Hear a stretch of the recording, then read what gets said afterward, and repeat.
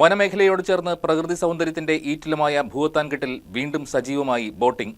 പ്രകൃതിയോട് ചേർന്ന് നിൽക്കുന്ന ഈ ബോട്ട് സവാരി ആരംഭിച്ചതോടെ ഭൂത്താൻകെട്ടിലേക്ക് കൂടുതൽ സഞ്ചാരികൾ എത്തുമെന്ന പ്രതീക്ഷയിലാണ് അധികൃതർ.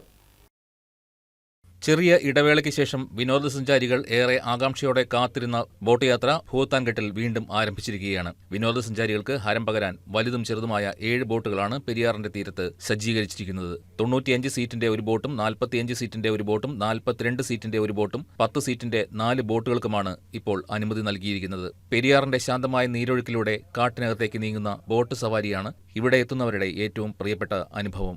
കാടിന്റെ നടുവിലൂടെ നീങ്ങുന്ന ഈ യാത്രയിൽ ആന, മാൻ, കുരങ്ങ് തുടങ്ങിയ വന്യമൃഗങ്ങളെയും വിവിധ കാട്ടുപക്ഷികളെയും അടുത്തറിയാനുള്ള സുവർണാവസരമാണ് സഞ്ചാരികളെ കാത്തിരിക്കുന്നത്.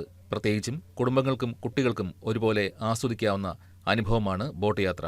ബോട്ട് സവാരിക്ക് ആവശ്യമായ സുരക്ഷാ സംവിധാനങ്ങൾ എല്ലാം തന്നെ സജ്ജമാക്കിയതായി ബന്ധപ്പെട്ട അധികൃതർ പറഞ്ഞു.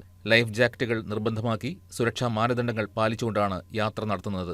രാവിലെ 9 മണി മുതൽ വൈകുന്നേരം 6 മണി വരെ ബോട്ടിംഗ് സമയം ക്രമീകരിച്ചിരിക്കുന്നത്. കേരള മാരിടൈം ബോർഡും പെരിയാർ വാലി ഇറിഗേഷനും അനുശാസിച്ചിരിക്കുന്ന എല്ലാ സുരക്ഷാ മാനദണ്ഡങ്ങളും പാലിച്ചാണ് ഇവിടെ ബോട്ടിംഗ് നടത്തുന്നത്. ഭൂത്താൻകെട്ടിൽ നിന്നും തട്ടേക്കാട്, ഇഞ്ചത്തൊട്ടി, ഞായപ്പള്ളി, കുട്ടമ്പുഴ, നേരിമംഗലം വരെയാണ് ബോട്ട് യാത്ര. മണിക്കൂറിന് ഒരാൾക്ക് 250 രൂപ വെച്ചാണ് ഈടാക്കുന്നത്.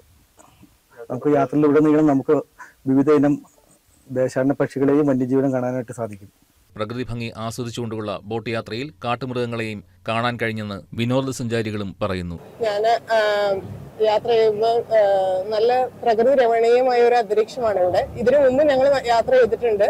ഇവിടെ വന്യമൃഗങ്ങൾ, മ്ലാവ്, നേരത്തെ ആനേനെയൊക്കെ ഞങ്ങൾ വരുമ്പോൾ കണ്ടിട്ടുണ്ട്.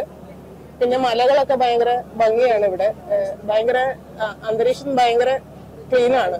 വാരാന്ത്യങ്ങളിലും അവധി ദിവസങ്ങളിലും കൂടുതൽ തിരക്ക് പ്രതീക്ഷിക്കുന്നതിനാൽ മുൻകൂട്ടി ടിക്കറ്റ് എടുക്കണമെന്നാണ് അധികൃതർ പറയുന്നത്. News desk KCV news.